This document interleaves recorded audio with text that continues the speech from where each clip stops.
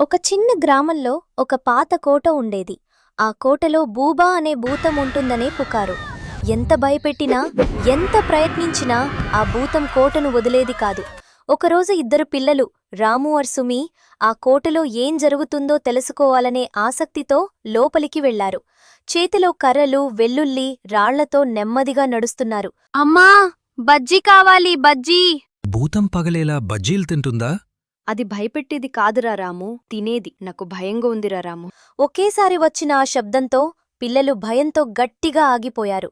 ఆ శబ్దం దిశగా నెమ్మదిగా నడిచిన పిల్లలు కోట మధ్య భాగానికి చేరుకున్నారు. అక్కడ భూతం కాదు, ఒక చిన్నబ్బాయి బజ్జీలతో కూడిన ప్లేట్ పట్టుకొని ఆనందంగా నవ్వుతూ కనిపించాడు. నేను భూతం కాదు, నేనే ఈ కోట ఫుడ్ లవర్.